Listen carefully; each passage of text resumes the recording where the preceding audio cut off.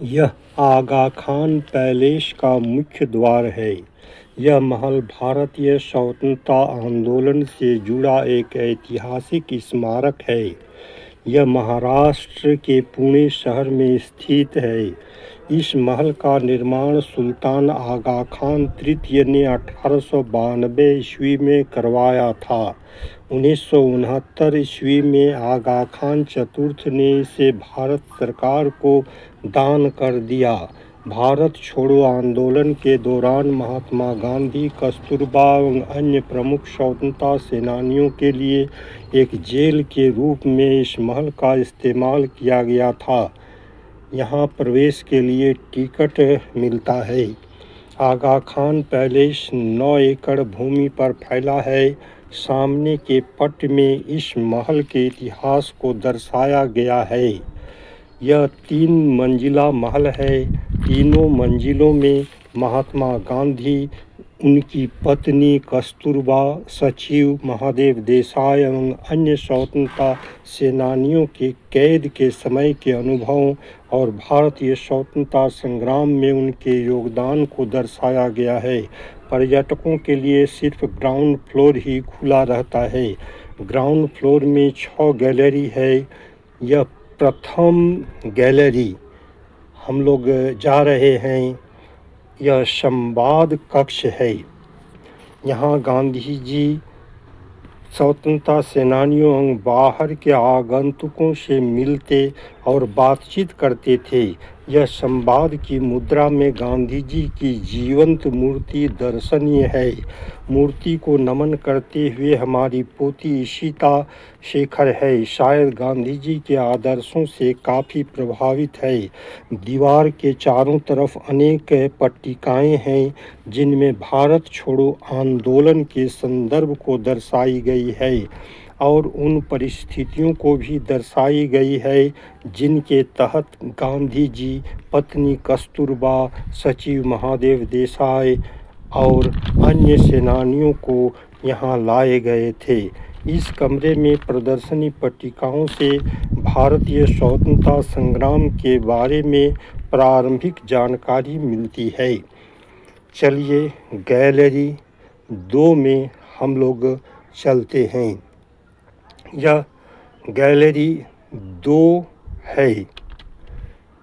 इस कमरे में स्वतंत्रता सेनानी मीराबेन अर्थात ब्रिटिश सैन्य अधिकारी की बेटी मैडलिन और जयप्रकाश नारायण की पत्नी प्रभावती नारायण बंदी थीं। इस कमरे में अनेक प्रदर्शनी पट्टिकाएं हैं जो दर्शनीय हैं। सचिव महादेव देसाई की डायरी, उनकी मूर्ति, उनके देहांत घटना, ब्रिटिश सरकार के प्रस्ताव की निंदा, करो या मरो एवं भारत छोड़ो आंदोलन से संबंधित पट्टियाँ।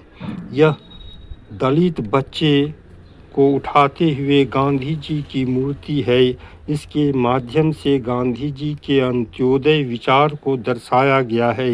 ये अंत्योदय विचार से हिमायती मेरी पोती ईशिता शेखर है। अब हम लोग आगे बढ़ते हैं। चलिए गैलरी नंबर 3 की ओर हम लोग बढ़ रहे हैं। ये आगे गैलरी नंबर 3 पर हम लोग आ गए हैं। भारत छोड़ो आंदोलन के दौरान स्वतंत्रता सेनानी एवं कवयित्री सरोजिनी नायडू को गिरफ्तार कर इसी कमरे में रखा गया था।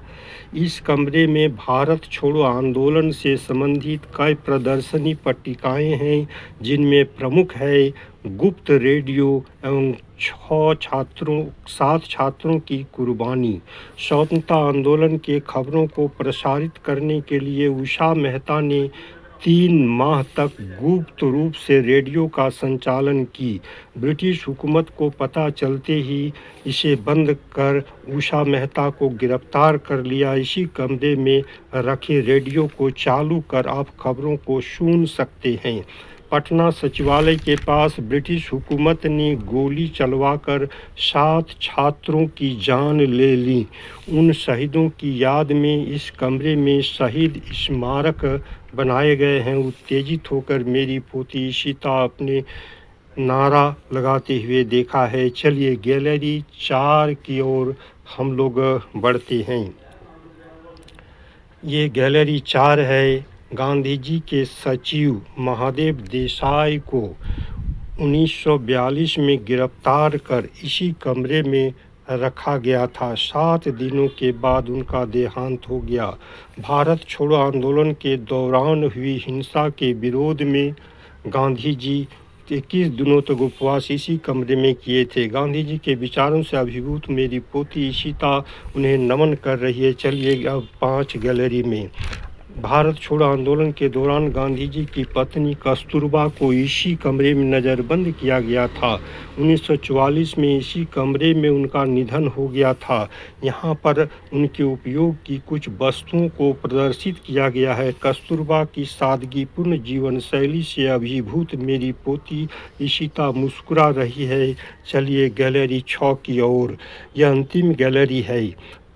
चिकित्सक एवं स्वतंत्रता सेनानी MDD गिल्डर और गांधी जी के दूसरे सचिव प्यारेलाल नैयर बंदी की हालात में इसी कमरे में रहते थे। संप्रति गांधी जी की जीवंत मूर्ति एवं कुछ प्रदर्शनी पट्टिकाओं को देख सकते हैं। गांधी जी के सानिध्य में सुकून महसूस करती हुई इशिता शेखर। चलिए अब सरोजनी ग्रंथालय की ओर। सरोजनी ग्रंथालय की ओर हम लोग अब चलने वाले हैं। आगे देखिए ये सरोजनी ग्रंथालय है। सरोजनी नायडू की ऐतिहासिक उपस्थिति साहित्य प्रेम एवं स्वतंत्रता के लिए उनके संघर्ष की याद दिलाती है। चलिए अब समाधि स्थल की ओर हम लोग चलते हैं। ये गांधी जी नित्य इसी मार्ग से श्रद्धांजलि देने समाधि स्थल जाते थे। इस समाधि स्थल में गांधी जी के निजी सचिव महादेव देसाई, जिनका निधन 15 अगस्त 1942 को हो गया, हम लोग देखेंगे। दूसरा समाधि कस्तूरबा गांधी, जो गांधी जी की धर्म पत्नी थी, का निधन 22 फरवरी 1944 में हो गया। उनका भी समाधि हम लोग देखेंगे। इसी रास्ते से गांधी जी समाधि स्थल की ओर जाते थे। श्रद्धांजलि देने के लिए नित्य जाते थे। ये देखिए यहाँ एक बोर्ड लगा हुआ है, उसमें सारा चीज़ वर्णित किया गया है। अब हम लोग धीरे धीरे समाधि स्थल की ओर बढ़ रहे हैं। यह समाधि स्थल अब हम लोग पहुंच गए हैं। यह समाधि स्थल है। ये गांधी जी की अस्थि को रखा गया है यहाँ पर। और आगे से देखिए, यहाँ आगे से ये आगे जो है ये सचिव का है और बीच में ये कस्तूरबा गांधी का समाधि है। ये सचिव महादेव देसाई का समाधि है।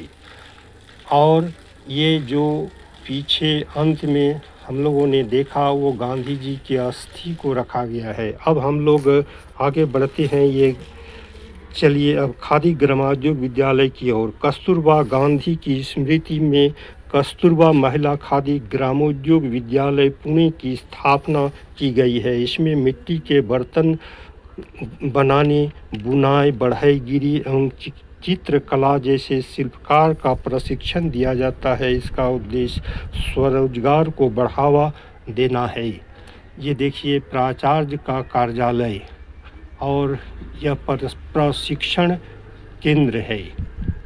ये एक तालिका दिया गया है। तो इस प्रकार ये एक विद्यालय है।